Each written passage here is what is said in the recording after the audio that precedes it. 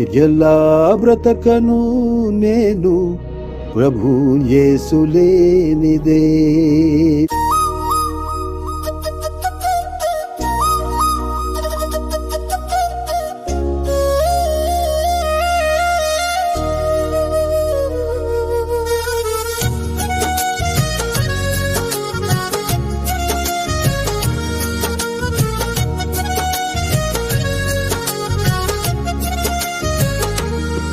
ఎలా బ్రతకను నేను యేసు లేనిదే. ఎలా బ్రతకను నేను యేసు లేనిదే. నీ కోసమేగా మరి నా ఊపిరి. ఎలా బ్రతకను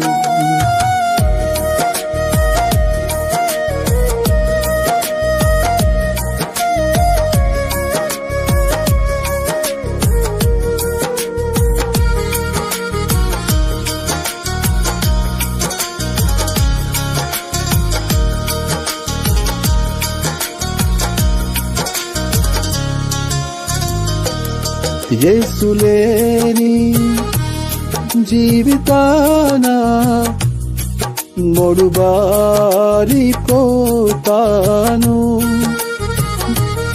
యేసు లేని జీవితాన మొడుబారిపోతాను.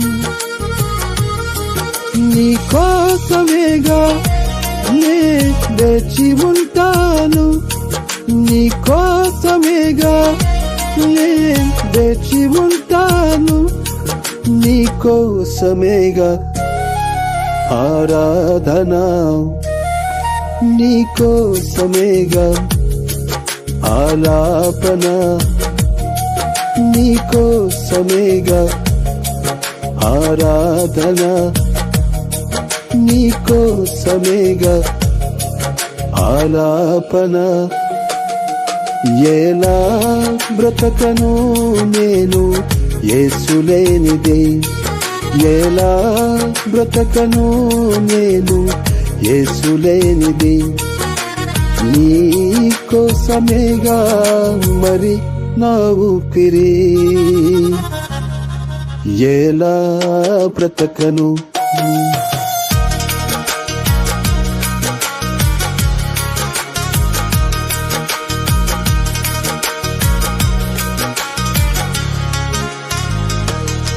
అంధకార లోకములో నలిగిపోవచ్చున్నాను. అంధకార లోకములో నలిగిపోవచ్చున్నాను. నీ స్వరము నన్ను తాకుచున్నది. నీ స్వరము నన్ను తాకుచున్నది. నా బాధలు నా వేదన నుండి విడిపించవ నా రక్షక. నా బాధలు నా వేదన నుండి విడిపించవ నా రక్షక. ఎలా బ్రతకను నేను యేసు లేనిదే. ఎలా బ్రతకను నేను యేసు లేనిదే. నీ కోసమేగా మరి నా ఊపిరి. ఎలా బ్రతకను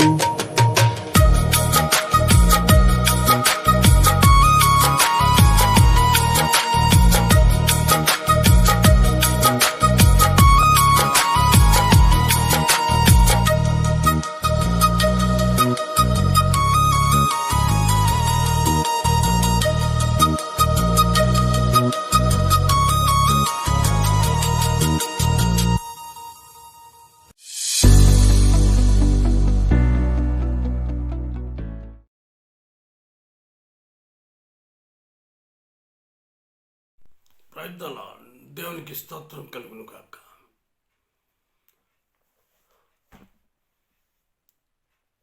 వాక్య సందేశానికి ముందుగా చిన్న ప్రార్థన చేసుకున్నామండి.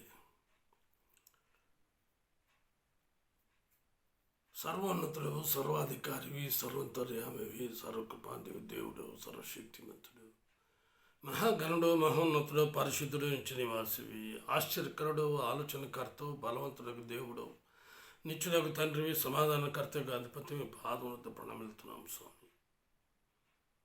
ప్రభా ఇచ్చిన పరిచయను ఆశీర్వాదకరంగా దేవునికరంగా చేయమని మహిమ ఘనత ప్రభావాలు మీకు ఆరోపిస్తూ మా మీదకి మీ ఆశీర్వాదం దేవునికి సహాయం చేయమని యేసయ్య శ్రేష్టమైన నామములో ప్రార్థించున్నాం పరమ తండ్రి, ఆమేన్. సామెతల గ్రంథం 28వ అధ్యాయం 20వ వచనం. నమ్మకమైన వానికి దీవెనలు మెండుగా కలుగును. నమ్మకమైన వానికి దీవెనలు మెండుగా కలుగును. పరిశుద్ధ గ్రంథంలో నమ్మకమైన వారు 5 కలరు. వారి గురించి తెలుసు. ప్రపంచంలో, దేశంలో, రాష్ట్రంలో, సంఘములలో, కుటుంబంలో నమ్మకమైన వారు ఉన్నారా? ఉన్నారు కొందరు. అదే సమయంలో ద్రోహము చేసేవారు కూడా ఉన్నారు. నమ్మకమైన వారు ఉన్నారు, ద్రోహము చేసేవారు కూడా ఉన్నారు. చూడండి, ఆదికాండం 4వ అధ్యాయం మనకందరికీ తెలిసినటువంటి విషయమే. 8వ వచనం చదువుతున్నాం. కయీను తన తమ్ముడైన హేబెలుతో మాట్లాడను. వారు పొలంలో ఉన్నప్పుడు కయీను తన తమ్ముడైన హేబెలు మీద పడి అతనిని చంపెను. యెహోవాని తమ్ముడైన హేబెలు ఎక్కడ ఉన్నాడని కయీను అడుగగా అతడు, నేను ఎరుగను, నా తమ్మునికి నేను కావలి వాడనా నేను.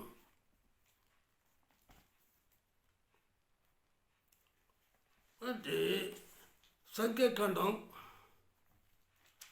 12వ అధ్యాయం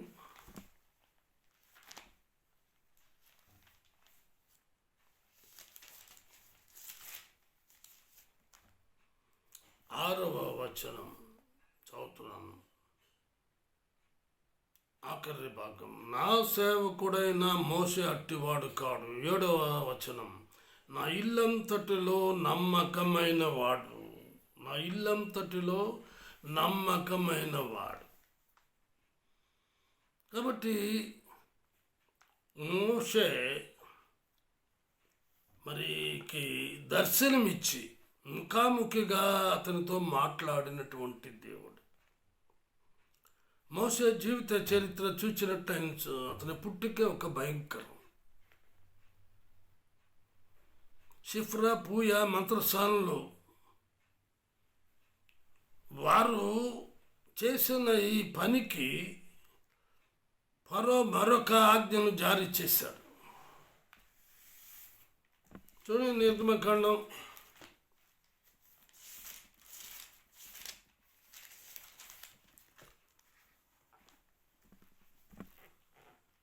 1వ అధ్యాయం 22వ వచనం. అయితే ఫరో హెబ్రీయుల్లో పుట్టిన ప్రతి కుమారుని నదిలో పారవేయుడి, ప్రతి కుమార్తెను బ్రతుకునీయుడి అని తన జనులందరికీ ఆజ్ఞాపించాడు. మంత్రశాలలు చేసే పనిని బట్టి, మంత్రశాలలు దేవుని ఆజ్ఞకు లోబడి విధేయత కలిగి జీవించుటను బట్టి ఫరో వాళ్ళందరినీ సంహరించమని సెలవిచ్చాడు. అయితే 2వ అధ్యాయంలో 2-3 వచనాలు చూచినట్లయినచో, ఆ స్త్రీ గర్భవతి కుమారుని కని వాడు సుందరుడై ఉండుట చూచి 3 నెలలు వాడిని దాచెను. ఆ తర్వాత ఆమె వాడిని దాచలేక వాని కొరకు ఒక జమ్ము పెట్టి తీసుకుని దానికి జగటమనును కీలును పూసి అందులో ఆ పిల్లవాడిని పెట్టి ఏటు ఒడ్డున జమ్ములో దాన్ని ఉంచగా వానికేమి సంభవించినో తెలుసుకుంటకు అని అక్క దూరముగా ఉండి నిలుచుండేను. తర్వాత మనకందరికీ తెలిసిన విషయమే, ఫరో కుమార్తె మరి స్నానానికి తన చెలికత్తలతో కూడా వెళ్ళినప్పుడు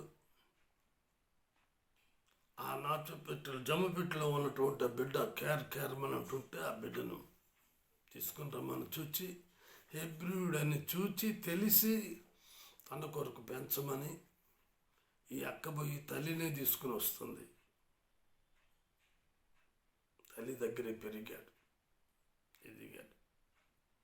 అయితే రాజవంశములో చేర్చబడినాడు, సకల విద్యలు అభ్యసించినాడు. అలాగున పెద్దవాడైనాడు. పెద్దవాడైన తర్వాత దేవుని యొక్క ప్రణాళిక అక్షరాల అతని ద్వారా నెరవేర్చగలిగినాడు. 40 సంవత్సరాలు ఐగుప్తులో ఉన్నాడు. 40 సంవత్సరాలు గొర్రెల్ని మేపటానికి ఇత్రో దగ్గరికి పంపించాడు. తరువాత ఆ దర్శనం కనిపించడం, ఆ యొక్క మరి ఆ హొరేబో పర్వతం దగ్గర అతనికి దర్శనమిచ్చి ఆ దర్శనం ద్వారా దేవుడు అతనితో మాట్లాడి తిరిగి మరి ఐగుప్తులకు వెళ్ళి తన ప్రజలైన వారిని విడిపించటానికి తిరిగి విడిపించి తిరిగి 40 సంవత్సరాలు అరణ్య యాత్ర కనానుకు ప్రయాణం అవుట 120 సంవత్సరాలు. ఎంతటి ఆశ్చర్యకరం. అందుకే ఏప్రిల్ ఘోషపత్రిక 11వ అధ్యాయంలో చక్కటి మాటలు ఉన్నాయి. 24వ వచనం 26వ వచనం కలిసి ఉన్నాయి. చూడండి, మోషే పెద్దవాడైనప్పుడు విశ్వాసమును బట్టి ఐగుప్తు ధనము కంటే క్రీస్తు విషయమైన నింద గొప్ప భాగ్యమని ఎంచుకుని అల్పకాలము పాపభోగము అనుభవించుట కంటే దేవుని ప్రజలతో శ్రమ అనుభవించుట మేలని యోచించి ఫరో కుమార్తె యొక్క కుమారుడనని అనిపించుకుంటకు ఒప్పుకొనలేదు. ఏలైనగా అతడు ప్రతిఫలముగా బహుమానం అందు దృష్టి ఉంచెను. పెద్దవాడైన తర్వాత నీ కుమారుడిని నేను ఎలా అవుతాను? నా దేవుడు నన్ను పిలిచాడు, నా ప్రజలైనటువంటి వారిని నేను విడిపించాలి అన్న నియమ నిబంధనలకు లోబడి అట్టి కార్యాన్ని నెరవేర్చినాడు. అందును బట్టే ఏమని వ్రాయబడి ఉన్నది? నా ఇల్లంతటిలో నమ్మకమైన వాడు, నేను గూఢభావములతో కాదు దర్శనమిచ్చి ముఖాముఖిగా అతనితో మాట్లాడదు. 2వ వ్యక్తిని చూద్దాం. 2 కీర్తనల గ్రంథం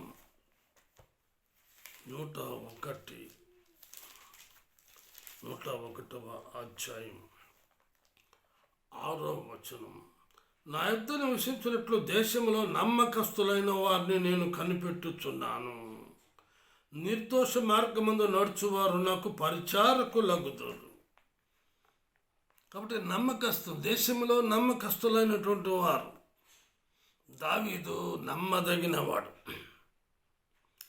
సౌలుని మొట్టమొదటిగా ఇశ్రాయేలుకు రాజుగా నియమించినప్పటికీ అతనికి దురాత్మ పట్టినప్పుడల్లా మరి దావీదు వీణ పట్టుకొని వాయిస్తే ఆ దురాత్మ వదిలిపోతుంది. అయితే అతడు చేయవలసిన మరి కార్యాన్ని చేయక రాజభవంతిలో చేరి ఆ గొల్యాతులు సమరించలేని పరిస్థితుల్లో ఉన్నప్పుడు దావీదు అక్కడికి వెళ్ళిన తర్వాత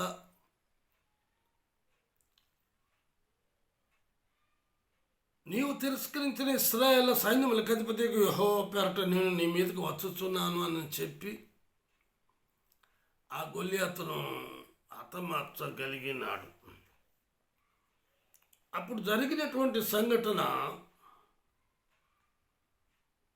1 సమూయేలు 18వ అధ్యాయం 7వ వచనం. ఆ స్త్రీలు గాన ప్రతిగానములు చేయించు వాయించుచు సౌలు 1000 కొలదియు దావీదు 10,000 కొలదియు శత్రువుల్ని హతము చేసిరి అను మాటలు సౌలునకు ఇంపుగా ఉండనదురా అతడు బహు కోపము తెచ్చుకొని వారు దావీదునకు 10,000 కొలది అనియు నాకు 1,000 కొలది అనియు స్తుతులు పాడరే, రాజ్యము తప్ప మరే ఏమి అతడు తీసుకొనగలడు అని అనుకొనేను.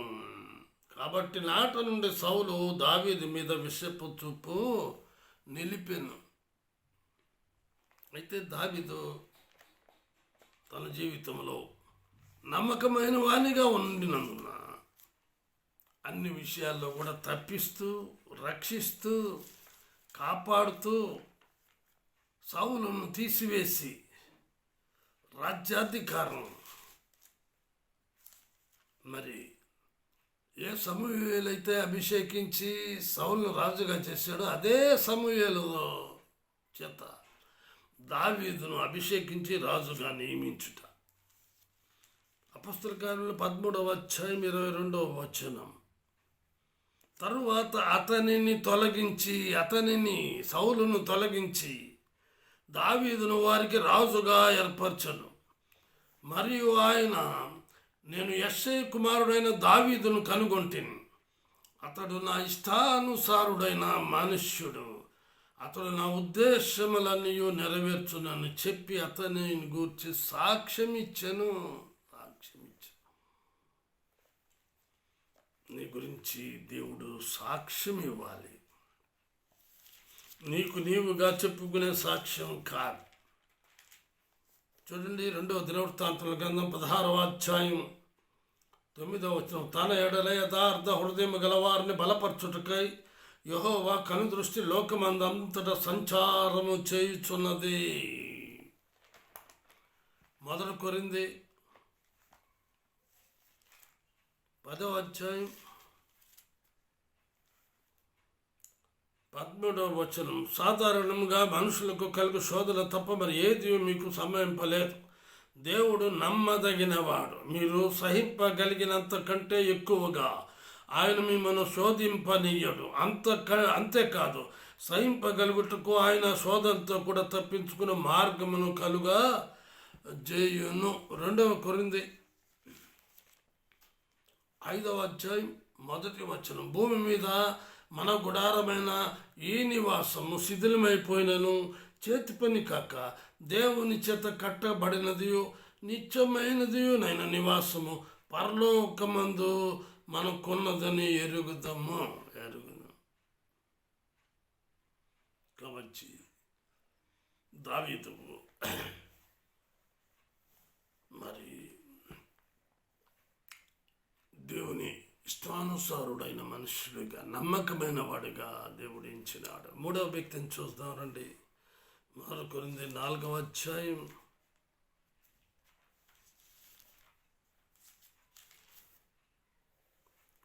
2వ వచనం చూద్దాం. మరియు గృహ నిర్వాహకుల్లో ప్రతి వాడును నమ్మకమైన వాడై ఉండుట అవశ్యము. గృహములో అనగా కుటుంబములో ఎల్లప్పుడూ శాంతి సమాధానములు కలిగి ఉన్న వారు ఉన్నారా? అందుకే అపొస్తలుడైన పౌలు వివాహం చేసుకొనలేదు. వివాహం చేసుకుని ఉంటే ఇన్ని పత్రికలు వ్రాసేవాడా? యేసుక్రీస్తు దర్శనాన్ని మరి ప్రపంచ నలుమూలలా ప్రకటించేవాడా? ఏది చెప్పినా తంట అని అపొస్తలుడైన పౌలు ఇది నా హితోపదేశమే కానీ ఆజ్ఞ కాదు అంటున్నాడు. చూడండి, 1 కొరింథీ 7వ అధ్యాయం 1-7 వచనాలు చదువుతున్నాను. మీరు రాసిన వాటిని విషయం స్త్రీని ముట్టకున్నుట పురుషునికి మేలు. అయినను జారత్వములు జరుగుతున్నందున ప్రతి వానికి సొంత భార్య ఉండవలెను, ప్రతి స్త్రీకి సొంత భర్త ఉండవలెను. భర్త భార్యకును అలాగున్న భార్య భర్తకును వారి వారి ధర్మములు నడుపవలెను. భర్తకే గాని భార్యకు తన దేహం పైన అధికారం లేదు. అలాగున భార్యకే గాని భర్తకు తన దేహం పైన అధికారం లేదు. ప్రార్థన చేయుటకు మీకు సావకాశము కలుగునట్లు కొంతకాలం వరకు వీళ్ళ సమ్మతి చొప్పుననే తప్ప ఒకరినొకరు ఎడబాయకుడి. మీరు మనసు నిలుపలేకపోయినప్పుడు సాతాను మిమ్మల్ని శోధింపకుండానట్లు మీరు తిరిగి కలుసుకునడి. ఇది నా హితోపదేశమే కానీ ఆజ్ఞ కాదు. మనుషులందరూ నా వలె ఉండకోరుచున్నాను. ఎంత స్పష్టంగా రాస్తున్నాడు అపొస్తలుడైన పౌలు. దర్శన రీతిగా దేవుడు అతన్ని ఏర్పరచుకున్నాడు.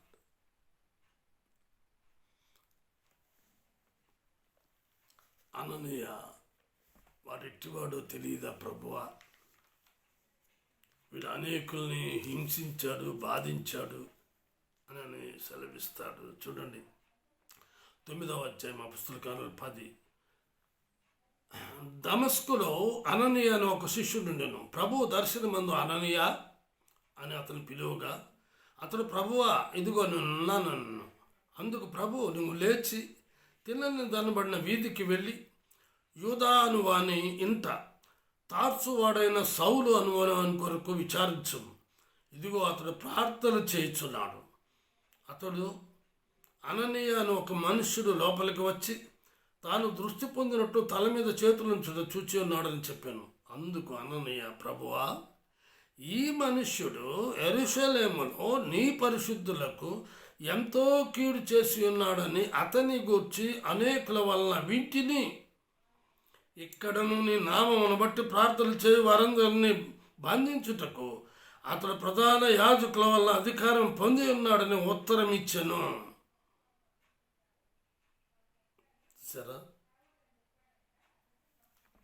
రాజులు ఎదుట, అధికారులు ఎదుట అట్టి నమ్మకమైన వాణిని నిలవబెట్టుకునగలిగినాడు.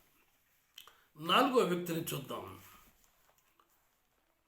ఆదికాండం 39వ అధ్యాయం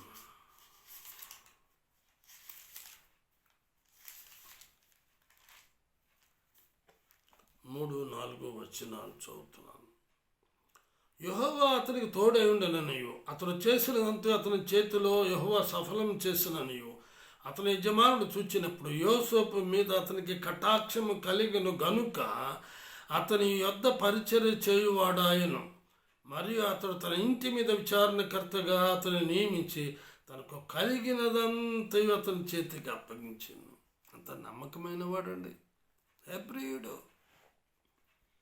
ఐగుప్తీయులకు హేయుడు అయినా కూడా పోతీఫరుకు ఒక నమ్మకమైన వ్యక్తిగా కనిపించినాడు. 22వ వచనం చూడండి. చెరసాల అధిపతి ఆ చెరసాలలో ఉన్న ఖైదీలందరూ యోసేపు చేతికి అప్పగించను. పోతీఫరు భార్య కంప్లైంట్ ఇచ్చింది. ఆ కంప్లైంట్ నమ్మిన పోతీఫరు అతన్ని రాజ ఖైదీలు ఉండే ఆ చెరసాలలో వేయించాడు. అయితే ఆ చెరసాల అధిపతి కూడా ఆ చెరసాలలో ఉన్న ఖైదీలందరినీ కూడా అతని చేతికి అప్పగించేవారు. అక్కడ ఏమి చేసారో అదంతయు అతడే చేయించువాడు. యెహోవా అతనికి తోడయుండును కనుక ఆ చెరసాల అధిపతి అతని చేతికి అప్పగింపబడిన దేని గురించి విచారణ చేయక యుండెను. అతడు చేయనిది యావత్తు యెహోవా సఫలమగునట్లు చేసెను. ప్రయత్నలా ఎంత నమ్మకమైన వాక్యం మరి వ్యక్తిగా అతడు జీవించగలిగినాడు. 40వ అధ్యాయం 14వ వచనం. కాబట్టి నీకు క్షేమం కలిగినప్పుడు నన్ను జ్ఞాపకం చేసుకుని నా యందు కరుణించి ఫరోతో నన్ను గురించి మాట్లాడి ఇంటిలో ఉండి నన్ను బయటికి రప్పించు. ఇంత చేసి దేవాది దేవుడు యెహోవా అతనికి తోడైయుండి కాపాడి నడిపించి పోషించి ఎక్కడికి పోయినా కూడా అతని చేతికి మరి ప్రతిదీ అప్పగించబడేటట్లుగా చేస్తే పరదాయకుల అధిపతిని వేడుకోవడం ఎంతటి విచారకరం. అయితే తిరిగి దేవుడు అతనికి 41వ అధ్యాయం 38, 39, 40 వచనాలు చదువుతున్నాను చూడండి. అతను తన సేవకులను చూచి ఇతని వల్ల దేవుని ఆత్మ గల మనుషుని కనుగొనగలమా అని అన్నాను. మరియు ఫరో దేవుడి ఇదంతా నీకు తెలియపరచును కనుక నీ వలె వివేక జ్ఞానములు గలవారు ఎవరినో లేరు. నీవు నా ఇంటికి అధికారివై ఉండవలెను. పోతీఫరు ఇంటికి అధికారి. ఇక్కడ ఐగుప్తు రాజైన ఫరో ఇంటికి కూడా అధికారిగా చేసేసాడు. అంత గొప్ప కార్యం. నా ప్రజలందరూ నీకు విధేయులైందరు, సింహాసన విషయంలో మాత్రమే నేను నీకంటే పైవాడిన ఇందులో యోసేపుతో చెప్పాను. నమ్మకమైనటువంటి వ్యక్తి, నమ్మకమైన వానికి దీవెనలు మెండుగా కలిగి.